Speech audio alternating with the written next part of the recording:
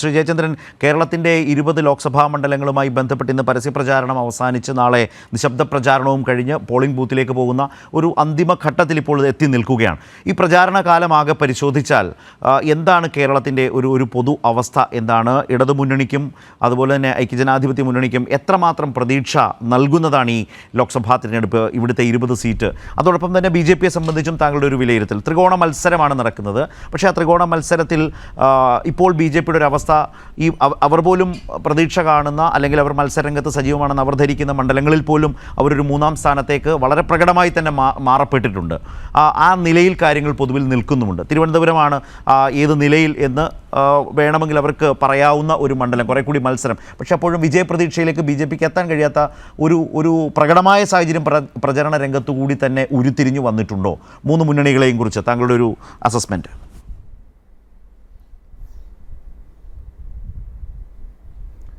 സ്ഥലത്തെ വളരെ സവിശേഷമായ ഒരു ഇലക്ഷനിയറിംഗ് ആണ് കേരളത്തിൽ ഇപ്പോൾ കഴിഞ്ഞു പോയതെന്നാണ് ഞാൻ വിചാരിക്കുന്നത്. കാരണം ഈ കേരളത്തിൽ 20 ലോക്സഭാ മണ്ഡലങ്ങളിൽ എങ്ങനെയായിരിക്കണം തെരഞ്ഞെടുപ്പ് പ്രചരണം നടക്കേണ്ടത് എന്നതിനെ സംബന്ധിച്ച് ആദ്യം തന്നെ ധാരണ ഉണ്ടാക്കിയത്, വ്യക്തമായൊരു നിലപാട് സ്വീകരിച്ച് അതനുസരിച്ചുള്ള കാര്യങ്ങൾ നീക്കിയത് ഞാൻ വിചാരിക്കുന്നു ഇടതുമുന്നണിയാണെന്നുള്ളത്. അതിപ്പോഴല്ല. അതിനെ കാണുന്നത് കഴിഞ്ഞ വർഷം തന്നെ 2023 തന്നെ അതിനുള്ള ഒരു ഈ നിലമൊരുക്കൽ നടന്നിരുന്നു. അത് ഞാൻ ശ്രദ്ധിച്ചു നോക്കിയപ്പോൾ നമുക്ക് എല്ലാവർക്കും മനസ്സിലാകുന്ന പ്രധാനപ്പെട്ട ഒരു കാര്യം എന്ന് പറയുന്നത്, കഴിഞ്ഞ വർഷം ആദ്യം നടന്ന താലൂക്ക് തല അദാലത്തുകൾ, അത് കഴിഞ്ഞ് ജില്ലാതല അദാലത്തുകൾ, അതിനുശേഷം ഓണത്തോടനുബന്ധിച്ച് പ്രഖ്യാപിക്കപ്പെട്ട് പിന്നീട് നവംബർ 18 മുതൽ ഡിസംബർ 23 വരെ നടന്ന നവകേരള സദസ്സുകൾ, അത് കേരളത്തിൻ്റെ സാമൂഹ്യ ജീവിതത്തിൽ, രാഷ്ട്രീയ അന്തരീക്ഷത്തിൽ ഒക്കെ ഉണ്ടാക്കിയ ചില ഗുണപരമായ പരിവർത്തനങ്ങൾ ശ്രദ്ധിക്കാതെ പോകാൻ കഴിയില്ല. ദൗർഭാഗ്യവശാൽ UDF-ഉം BJP മുന്നണിയും ആ ഗുണപരമായ മാറ്റങ്ങൾ എന്തൊക്കെയാണെന്നുള്ളത് ശ്രദ്ധിക്കാൻ ശ്രമിച്ചിട്ടുണ്ടോ എന്ന് സംശയമുണ്ട്.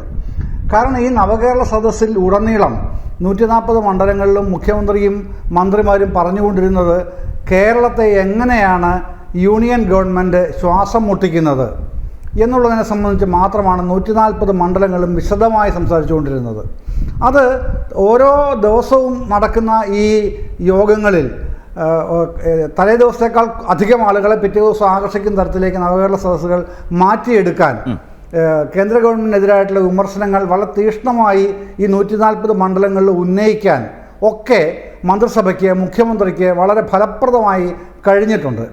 അവിടുന്നാണ് ഈ ഡിസംബർ 14 കേന്ദ്ര സംസ്ഥാന ബന്ധങ്ങളുമായി അതിനെ ബന്ധപ്പെട്ടുള്ള ഒരു സുപ്രീം കോടതിയിലെ കേസ് കേരളം നീക്കുന്നത്. പിന്നാലെ ഫെബ്രുവരി 8 കേന്ദ്രവിരുദ്ധ സമരം ജന്തർ മന്ദറിൽ നടത്തുന്നു.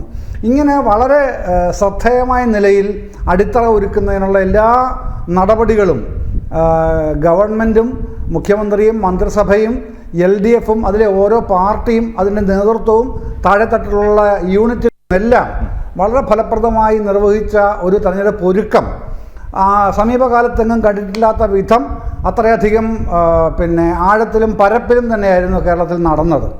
ആ തരത്തിൽ നടത്താനായിട്ട് നമ്മളതിനെ താരതമ്യപ്പെടുത്തുമ്പോഴേക്ക് നിശ്ചയമായും കഴിഞ്ഞിട്ടില്ല UDF-നോ BJP-ക്കോ എന്നുള്ളത് ഒരു സംശയവുമില്ലാതെ തന്നെ പറയാം.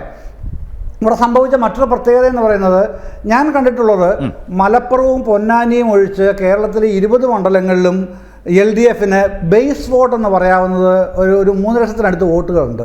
ബേസ് വോട്ടുകൾ LDF-ന്. അത് മലപ്പുറത്തും പൊന്നാനിയിലും അത്രത്തോളം വരണമെന്നില്ല. ഈ ബേസ് വോട്ടുകളെ ഉറപ്പിച്ചു നിർത്തുക എന്നുള്ള ഏറ്റവും ശ്രമകരമായ ഒരു ഉത്തരവാദിത്വം, വലിയൊരു അധ്വാനം, വലിയ പ്രശ്നങ്ങളില്ലാതെ, യാതൊരുവിധ ബുദ്ധിമുട്ടുകളില്ലാതെ ഈ പറഞ്ഞ നടപടികളിലൂടെ ഈ നവകേരള സദസ്സിലൂടെ നടത്തിയെടുക്കാൻ ഇടതുമുന്നണിക്ക് കഴിഞ്ഞത് ചെറിയ കാര്യമൊന്നുമല്ല. UDF-നെ സംബന്ധിച്ച് അവരുടെ ഒരു ബേസ് വോട്ട്, അവർ 19 സ്ഥലത്തും ജയിച്ചിട്ടുള്ളതാണ്. ലോക്സഭാ തെരഞ്ഞെടുപ്പിൽ അവർക്കൊരു ആഭിമുഖ്യം കൂടുതലായി കിട്ടും, നിയമസഭാ തെരഞ്ഞെടുപ്പിനേക്കാൾ കൂടുതൽ എന്ന് പ്രതീക്ഷിക്കുന്നുണ്ട് UDF. അപ്പോൾ ആ ഒരു അന്തരീക്ഷത്തിൽ നിന്ന് അവർക്കും ആ ബേസ് വോട്ടിൻ്റെ ആത്മവിശ്വാസം ഉണ്ടാകില്ലേ?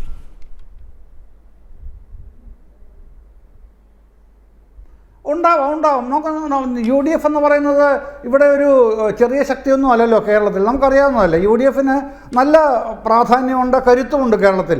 പക്ഷെ ഞാൻ പറഞ്ഞത് LDF എന്ന രാഷ്ട്രീയ മുന്നണിക്ക്, ആ രാഷ്ട്രീയ സംവിധാനത്തിന് കേരളത്തിലെ ഈ മണ്ഡലങ്ങളിലുള്ള ബേസ് വോട്ടുകൾ ഉറപ്പിച്ചു നിർത്താൻ അവർക്ക് നന്നായി കഴിഞ്ഞിട്ടുണ്ട്. അതാണ് ഈ ഇലക്ഷനിയറിങ്ങിൻ്റെ പ്രത്യേകതയായിട്ട് വിലയിരുത്തപ്പെടേണ്ടത്.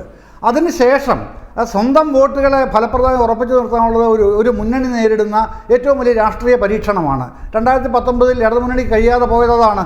സ്വന്തം ബേസ് വോട്ടുകളെ പോലും ഉറപ്പിച്ചു നിർത്താൻ കഴിയാതെ പോയ പരീക്ഷണമായിരുന്നു, പാളിപ്പോയ പരീക്ഷണമായിരുന്നു 2019. അതിൻ്റെ പാഠങ്ങൾ മുഴുവൻ വ്യക്തമായി ബോധ്യപ്പെട്ട് പഠിച്ച് ഗൃഹപാഠം ചെയ്തു തന്നെയാണ് കഴിഞ്ഞ ഒരു വർഷക്കാലമായിട്ട് മുന്നണി ഇത് ചെയ്തു വന്നത്. അതിൻ്റെ നല്ല റിസൾട്ട് ഉണ്ടാക്കാൻ കഴിഞ്ഞിട്ടുണ്ട്. ബേസ് വോട്ടുകൾ ഉറപ്പിച്ചു നിർത്താനുള്ള വളരെ പ്രധാനമാണ്. അതിന് പിന്നാലെയാണ് ജയിക്കാൻ ആവശ്യമായ വോട്ടുകൾ സമാഹരിക്കാൻ കഴിയുന്ന രാഷ്ട്രീയ പ്രവർത്തനം. ആ രാഷ്ട്രീയ പ്രവർത്തനമാണ് ഇങ്ങോട്ട് ഈ ഇലക്ഷൻ നടന്നത്. അപ്പോൾ ഒരു കാര്യമുണ്ട്, എന്തായിരുന്നു, ആരാണ് അജണ്ട സെറ്റ് ചെയ്തത്? അതാണ് പിന്നെ വരുന്ന അടുത്ത ചോദ്യം. അതാണ് ഈ തെരഞ്ഞെടുപ്പിൽ, ലോക്സഭാ തെരഞ്ഞെടുപ്പിൽ കേരളത്തിൽ അജണ്ട സെറ്റ് ചെയ്തത് ആരാണ്? നിശ്ചയമായും ഈ പ്രിയ സുഹൃത്ത് സേനാപതി വേണു ഇവിടെ ഉണ്ട് UDFൻ്റെ പ്രതിനിധിയായിട്ട്, BJPയുടെ ഇല്ല. എങ്കിലും അവരടക്കം നിസ്സംശയം സമ്മതിക്കുന്നൊരു കാര്യമുണ്ട്, ഈ തെരഞ്ഞെടുപ്പിൽ കേരളത്തിൽ അജണ്ട സെറ്റ് ചെയ്യുന്നതിൽ വിജയിച്ചത് ഇടതുമുന്നണിയാണ്, പ്രത്യേകിച്ച് മുഖ്യമന്ത്രിയാണ്, പാർട്ടി സംവിധാനങ്ങളാണ്. ആ നിലയിലേക്ക് വരാനായിട്ട് UDFനോ BJPക്ക് തീരെയും കഴിഞ്ഞിട്ടില്ല. UDF പലതരത്തിലായ സ്കാറ്റേഡ് ചെയ്യപ്പെട്ടു പോയി, പല ഈ ഫോക്കസ് ഇല്ലാതെ ചിതറിപ്പോയി അവരുടെ ആയുധങ്ങളുടെ വിന്യാസങ്ങൾ. അതാണ് അവിടെ നിന്ന് സംഭവിച്ച പ്രധാനപ്പെട്ട പ്രശ്നം. പക്ഷേ ഇടതുമുന്നണി അങ്ങനെയല്ല, വളരെ ഫോക്കസ്ഡ് ആയിട്ട് ആയുധങ്ങൾ എങ്ങനെയാണ് വിന്യസിക്കേണ്ടത് എന്ന് വ്യക്തമായി കാണിച്ചു തരുന്ന തരത്തിലുള്ള പ്രകടനം കൂടിയായിരുന്നു ഈ ഇലക്ഷനിയറിംഗ് എന്നുള്ളത് കൊണ്ട് തന്നെ ഇവിടെ വരുന്ന പ്രധാനപ്പെട്ട പ്രശ്നം, ഇതിനേക്കാൾ നന്നായിട്ട് ഒരു മുന്നണിക്ക് അധ്വാനിക്കാൻ കഴിയില്ല.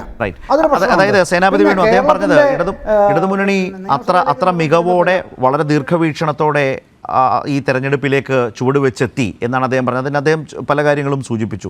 സ്വാഭാവികമായും കോൺഗ്രസ് പാർട്ടി സംഘടനാപരമായ പല ദൗർബല്യങ്ങൾ അത് പരിഹരിക്കാനൊക്കെ എടുത്തിട്ടുള്ള നടപടികളൊക്കെ ഉണ്ടെങ്കിലും അതൊന്നും ഒരു പൂർണ്ണതയിലെത്താത്തൊരു അന്തരീക്ഷമുണ്ട് എന്നുള്ളത് വളരെ പ്രകടമായ ഒരു സാഹചര്യമാണ്. ഇവിടെ രാഹുൽ ഗാന്ധി വന്നിട്ടും അദ്ദേഹം പറഞ്ഞത് ഈ തെരഞ്ഞെടുപ്പിൻ്റെ അജണ്ട സെറ്റ് ചെയ്തയാൾ മുഖ്യമന്ത്രിയാണ്.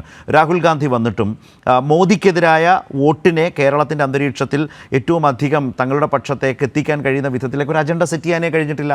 പകരം അദ്ദേഹം പറഞ്ഞ ചില പരാമർശങ്ങൾ അദ്ദേഹത്തിന് വേണ്ടി മറ്റു നേതാക്കൾക്ക് അല്പം മയപ്പെടുത്തി പറയേണ്ടി വന്നു. മുഖ്യമന്ത്രിക്കെതിരെ പറഞ്ഞ വാചകങ്ങളെക്കുറിച്ച് യഥാർത്ഥത്തിൽ അങ്ങനെ അജണ്ട സെറ്റ് ചെയ്യാൻ കഴിയാത്ത വിധം കോൺഗ്രസ് നിൽക്കുന്നു. രാഹുൽ ഫാക്ടർ ഇല്ലാത്തത്, ഒരു സ്ഥിരതയില്ലാത്ത നേതാവ് എന്ന നിലയിലേക്ക് രാഹുൽ കൂടുതൽ ചർച്ച ചെയ്യപ്പെട്ട ഒരു തെരഞ്ഞെടുപ്പ് കാലം, സംഘടനാപരമായിട്ടുള്ള പരിമിതികൾ, മറുഭാഗത്ത് ഇടതുമുന്നണി കുറെ കൂടി വിപുലമായി നേരത്തെ തന്നെ നീങ്ങിയത് എന്ന നിലയിലേക്കൊക്കെയുള്ളൊരു അന്തരീക്ഷം ഇവിടെ കേരളത്തിൻ്റെ ഈ തെരഞ്ഞെടുപ്പ് കാലത്തുണ്ടായിരുന്നു എന്നാണ് ശ്രീ ജയചന്ദ്രൻ പറഞ്ഞു വെച്ചത്.